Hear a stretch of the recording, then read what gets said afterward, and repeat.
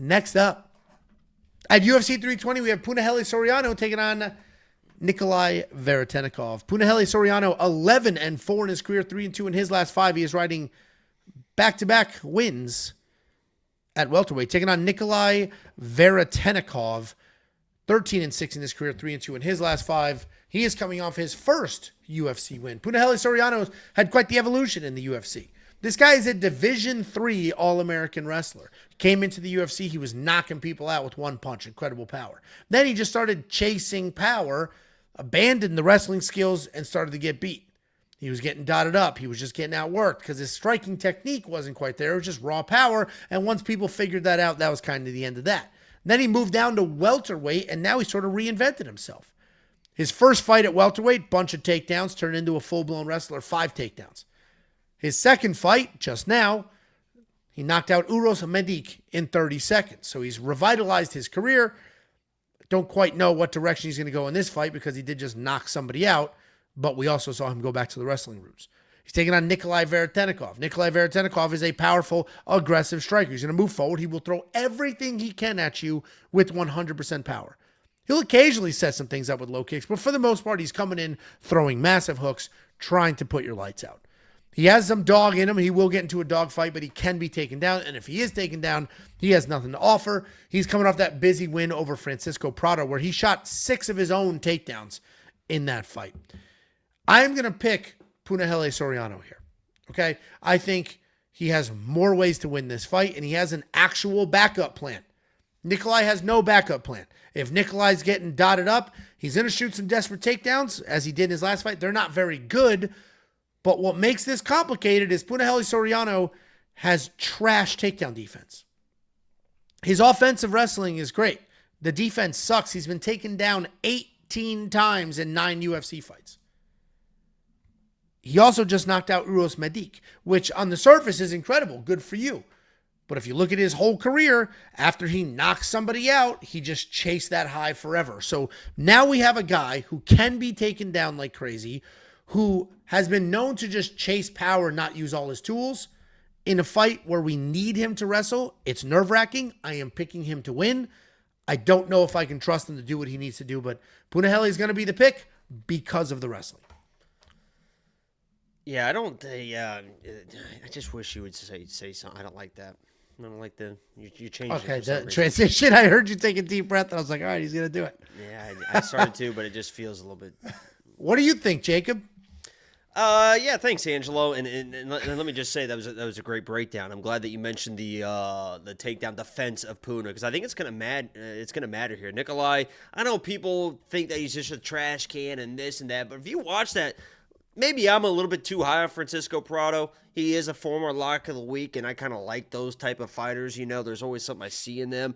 But he took it to Francisco Prado. I mean, he was landing some really clean boxing, was reversing some positions on the ground, even late where it looked like, oh, here we go, he's just going to get laid on. He took his time, he reversed positions. I know at the end he kind of slowed down and all that type of stuff, but this guy Puna is, listen, I know he knocked out Uros. We know Uros at this point, he's a fucking chin issue. I told you the guys that Gilbert Urbino was going to fucking knock him down and almost knock him out. He fucking should have done that.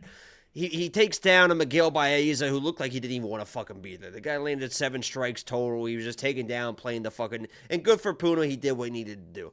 The next win before that is Dolce. And then before that, it's fucking like 6 years ago. I mean...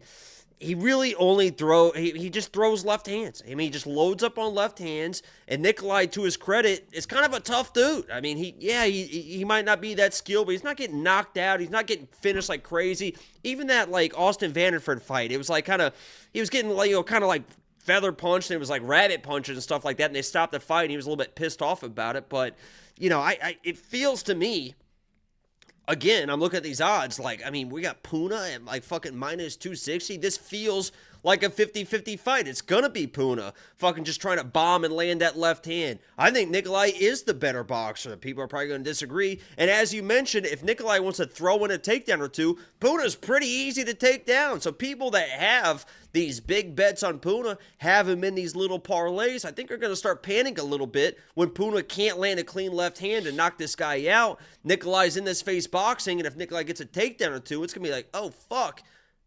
maybe Puna is who we thought he was. But, I picked Nikolai, and I actually fucking threw a little bit of money on him, too, because I think his odds are a little crazy. I agreed. I'm picking Punahele. I did my whole breakdown already, but agreed. I think these odds are a little wide. This is like the Austin Vanderford breakdown for me. I picked Austin because he's a better wrestler, and I expect him to wrestle. I'm picking Punahele because he's the better wrestler, and I expect him to wrestle. If neither one of those two fighters can get the wrestling going, then we have two basically minus 300 favorites that are not going to win their fights. And this is another one of those weird situations. So I'm picking Punahele. I'd have him at minus 150 here. Maybe a little more, maybe minus 170. But Nikolai is a tough dude. He'll get after it as long as he stays on his feet. If he gets taken down, he does not have much to offer. On the feet, though, Against Prado, he did fine. He was getting back to his feet. He was reversing positions, and Prado's pretty good on the ground. Prado's also like a lightweight that went up. You do have a little extra love for him. Yeah, he's much more skilled than Puna, though. He's much more skilled, but not nearly as powerful as dangerous. But you said that he doesn't do it. I mean, literally did he got taken down, but every single time he got back up, he reversed the position. He showed what he needed to show. It'll be an interesting fight. I'm looking forward to it because I do expect it to be fun. And the only time he got taken down was because he kept doing that spinning shit too. Low IQ, definitely. 4 times. But it's not like he was just like giving up these singles and getting like Puna just gives up. You just grab a single and he like just falls down. Like that's bad. And dude, 100%. But then here's the problem. So Jacob and I are on the internet. All over the internet. How many views we got to? 8 million or something? It's not about weight. It's about technique. Watch how easily Dustin Stoltzfus just grabbed a single and just ran up. Just grabbed it and just pulled back a little bit. And Puna was like, oh. Not only is it not about weight, but here's the comment for anybody listening on Spotify. Red Chimp on YouTube commented, Punahele has not been taken down much at all at welterweight. Every guy who did was a middleweight. I completely hate that take. Here's a couple of facts for you, you dumb dick. He has only had 2 fights at welterweight. One of them was 30 seconds. 30 seconds. How are we including that? The first one was against Miguel Baeza where he had 11 minutes of control time. When did Miguel Baeza have an opportunity? This is a terrible take. This take is dog shit. When we saw Punahele in fights over and over and over again, against many different people, he was getting taken down left and right. So to say he doesn't get taken down at welterweight, shut the fuck up. Hate that take. Dorkalicious. If you guys want You're going to hate the way I put your fucking aunt through the wall. Do it. Your Aunt Pam's getting fucking rode hard and put away wet. There you go, Pam. Change the sheets. No, we don't change sheets. I like the way it smells after. Let the mattress soak it up. Listen, if you guys do need a tiebreaker, because Jacob and I are split here, we have the artificial intelligence on the website. We got Artem, we got Betsam, and we also have tools. One of those tools is the fight simulator. So for people like Red Chimp, take this fight, run it through the fight simulator. Then the fight simulator not only tell you who wins this fight after 100,000 simulations, but the expected individual outcomes. Go to the website, run the fight simulator, click on this fight, and then you will see, change the drop down to say takedowns, and you'll see how many takedowns it's expecting Punahele to get. Also, how many takedowns it's expecting Nikolai to get after 100,000 simulations. If you want the real data, not just projections. Stoltzfus and Brendan Allen are legit wrestlers. So his takedown defense for his career is 37%.